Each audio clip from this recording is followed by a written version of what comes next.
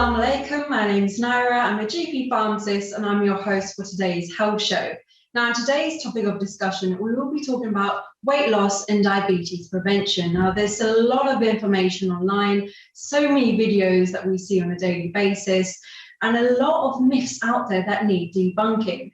Now, to talk about this topic in more detail, I've invited a very special guest. His name is Dr. Idrees. He has a master's in nutritional research, and he's here today to answer all our questions. Welcome, Dr. Idrees. Thank you so much for coming on the show. How are you? I'm great. Thank you so much for having me. It's a great pleasure. Thank you very much. Yeah, thank you for coming on. And I think it'd be nice just to introduce yourselves to our guests, a bit about your background and what you're currently doing at the moment. Yeah, sure. So I'm a qualified medical doctor from the University of East Anglia. And in between my studies of doing medicine, I thought it would be a good idea to do an additional degree because clearly medicine's not hard enough. No, I'm joking. I basically needed a break from medicine for a bit. So I did an extra master's degree in nutritional research where I allowed myself the time to hone in on my passion, which was kind of nutrition, diet, and how that can impact our health. And I've worked in various departments in the hospital, kind of psychiatry, geriatric medicine, general surgery, and I'm going to respiratory medicine soon as well. And on top of that, I do, lots of content creating, public health advice, lots of videos and things like that. Great. So, we're definitely talking to someone with a lot of experience in a lot of different sectors. Perfect guest to talk about today's topic. Now, let's move on. So, dietary advice, so much information on online. Why is it so important that we actually focus on our diets? Why is it so important to us and our health? Yeah, that's a great question, because I think in the medical industry and the medical field, a lot of emphasis is put on, disease pathogenesis, kind of how diseases arise and how we diagnose them, how we treat them. And a big part that is missing within the actual infrastructure of medicine is actually looking at what patients can do themselves and what people can do themselves and have the power to control. And the single biggest thing that we can control is actually our diet, because everyone who is alive today has to eat in order to live. And that is something we do every day. That's something we do multiple times a day for the rest of our lives. So if there was one thing that we have the most control over, obviously you've got alcohol smoking as well, but our diet and what we choose to put in our body is perhaps a really key and ideal target for patients and people across the world to help prevent chronic lifestyle disease such as cardiovascular disease, type 2 diabetes, even mental health disorders like depression and, fatty liver disease and so on. Brilliant. And I think another, long-term disease that I don't think you mentioned was diabetes. Now, diet plays such a huge role in the onset of diabetes and its diagnosis. I think usually in the first 3 months, they say you can actually reverse diabetes or, throughout the whole diagnosis, you can actually put a stop to having that high blood sugar levels. Is that true? And can we actually reverse diabetes just through our diet alone? Yeah, so that's a very kind of, debated topic within the medical field. And essentially, it is possible to, we shouldn't say cure or things like that, but we should say to put a hold on type 2 diabetes and reverse the processes, the harmful processes that occur within the vessels and within our organs. And you can do that pretty much, at any point, but it's easier when you've just been diagnosed because there hasn't been a lot of damage done, if that makes sense. So once the damage is done to various organs and, bodily inflammation, etc., it's quite difficult to put a halt on it. But especially early on, when you're not on several medication or you're not taking insulin, it then becomes a lot easier for you to get a grips of your diabetes. So at any point during someone's, chronic diabetes condition, it is always a good idea to look at dietary habits and dietary ways to get a hold of things and to prevent further damage in the body. Brilliant. I think there's been quite a lot of studies actually on certain types of foods. So they call it low glycemic index foods, and really trying to control that carbohydrate intake. Do you have any tips for someone that's actually trying to cut out carbs or reduce carbs? I think that's is out there. There's so much information about the keto diet as well. Yeah, the thing I like to say straight off the bat is, sugar or carbohydrates aren't inherently the problem, because diabetes is, we have bodily processes within our body to actually regulate our blood sugar perfectly fine. The issue is when you become insulin resistant, meaning our hormones aren't able to act in the way that they are supposed to act, so to rid the blood of high levels of blood glucose. And this happens when you see a constant chronic state of overconsumption of food, regardless of where that comes from. It doesn't have to be carbohydrates. Even if you had zero carbohydrates, but you still overconsumed food to the point where you're gaining weight slowly, you can then still become insulin resistant and still develop type 2 diabetes. So this whole cutting out sugar thing it's a bit of a misconception, because once you have type 2 diabetes, yes, we do need to manage the blood sugar, but you can do that through increasing fiber intake, through increasing protein intake, through increasing unsaturated fat intake, through, healthy oils like olive oil, avocado oil, and just making sure that whatever carbohydrates you're consuming, they are consumed as part of a balanced meal, and not just the isolated carbohydrates themselves. So, for example, if you have a plate of rice, right, you want to make sure that you have some source of fiber in there. So maybe you've got some lentils, maybe you've got some, fibrous veggies cooked within the actual meal, and you've got a lean source of protein, such as chicken, fish, even tofu, seitan for those that are vegetarian. So making sure you have a balanced meal will work wonders to reduce the speed at which you digest and process that meal. Therefore, the speed in which your blood sugar rises will be more steady, it will be more controlled, and you won't see those massive peaks and troughs in your blood sugar levels. So it's not necessarily about cutting sugar from your diet, because we know that in plenty of control studies, the ketogenic diet or a low carbohydrate diet is very hard to adhere to. It's very hard to stick to because carbohydrates are tasty, right? You don't need to cut out carbohydrates. What you need to do is make sure that the carbohydrates you're consuming are part of a balanced meal with protein, fats, and fiber. That was brilliant advice. I think some key kind of takeaway messages out there is, you don't need to kind of follow those myths online to say, sugar is actually the trigger point for diabetes. And it's really about having more of a healthier balance, having your rice with lentils and your proteins.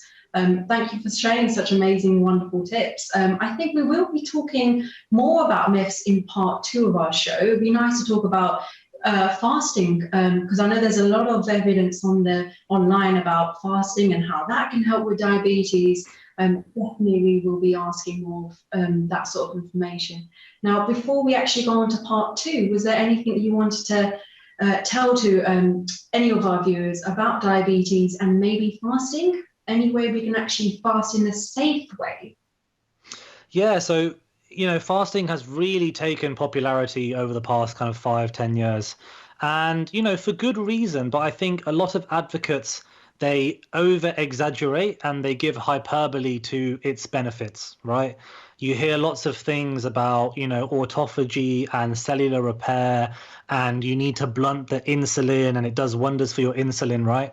Basically, what we know from controlled studies and meta-analyses of fasting versus normal calorie restriction, meaning those who just consume less calories versus those who do intermittent fasting, what we see is that the benefits of fasting largely arise from the ability to reduce how much you eat overall.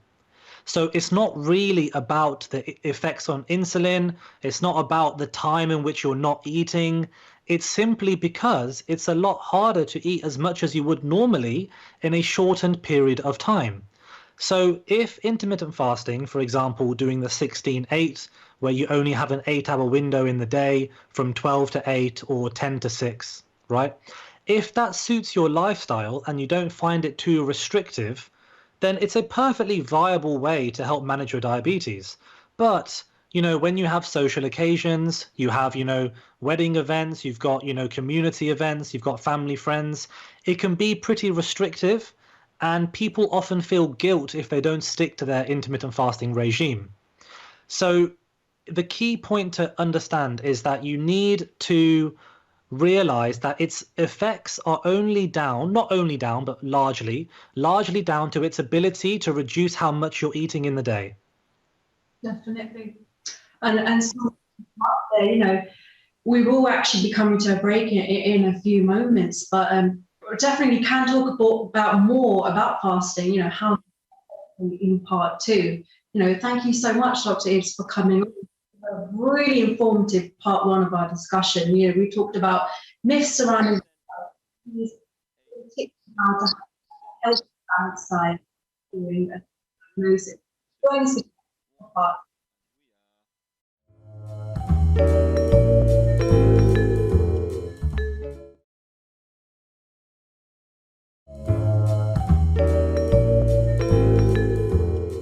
Welcome back after the break. My name's Nyrah and I'm your host for today's health show on British Muslim TV.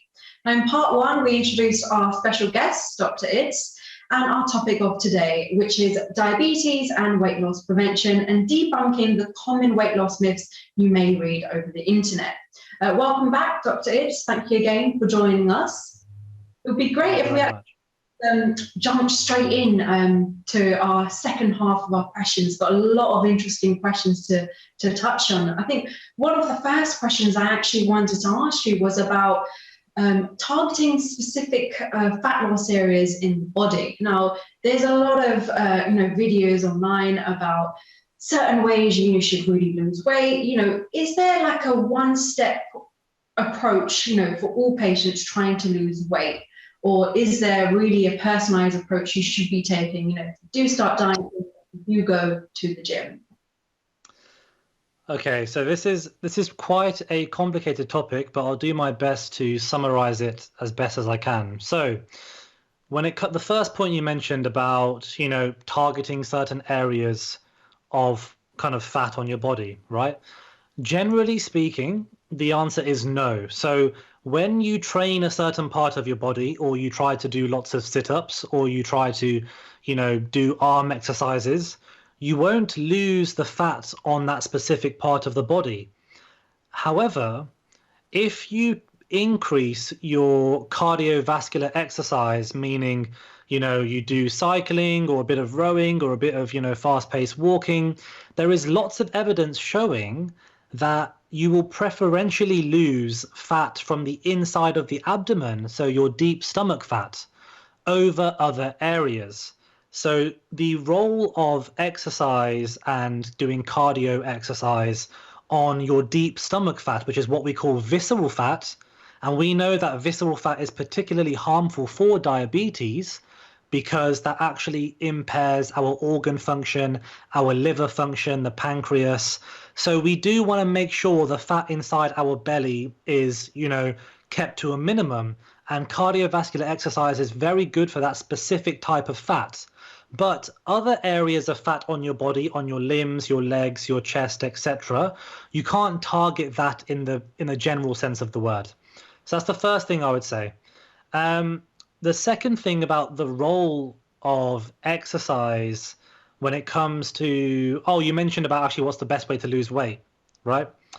There is no best way. The best way is the method which you can adhere to and stick to for a prolonged period of time. So for lots of people, that will just be, reducing your portion sizes, bulking up on low-calorie, high-voluminous foods, like lots of fruits and veggies, unprocessed grains, oatmeal, lentils, those kind of foods, and lean protein sources. Or you have things where you restrict your eating windows, like intermittent fasting, for example.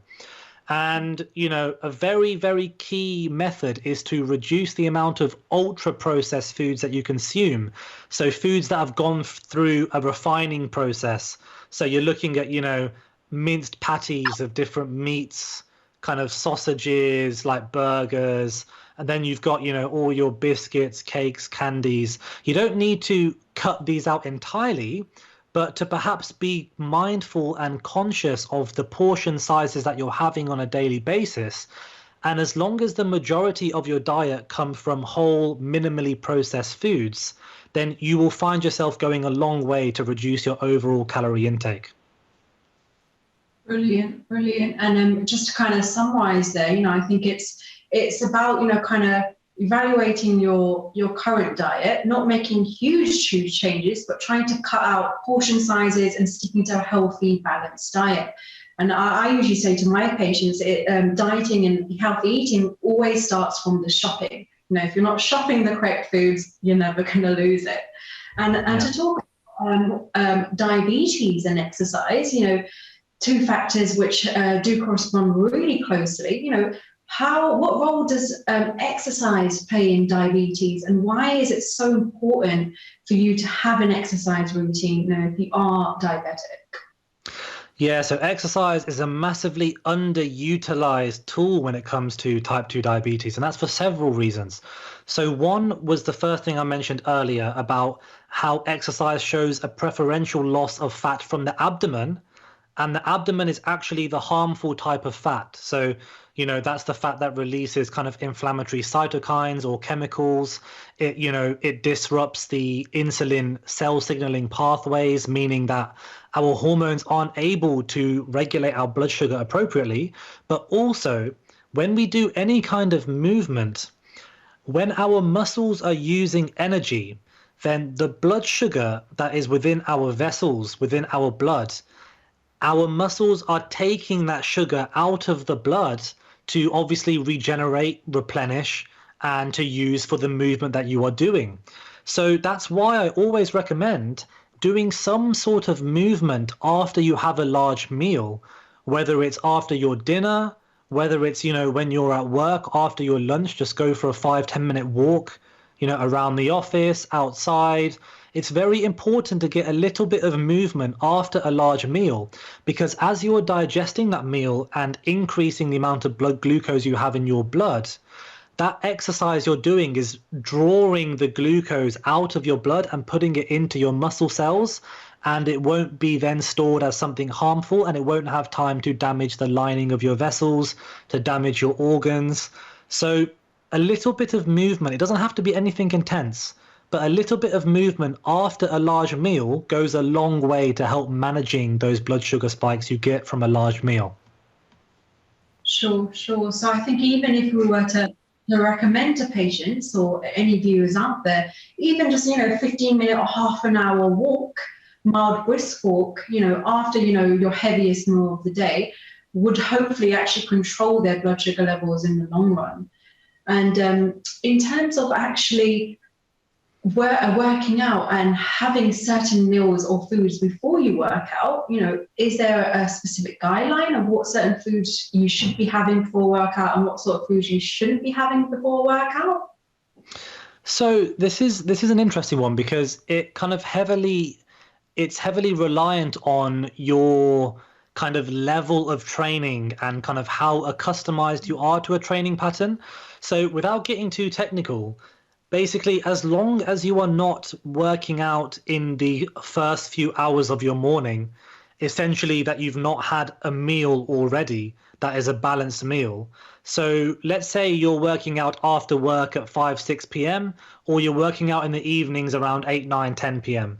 right? For those people, it's not really necessary to consume something before your workout, because if you're having a balanced meal beforehand at any point in the day, you will have adequate glycogen stores, energy stores within your muscle, and you will have adequate blood sugar levels to actually utilize and use within that exercise session.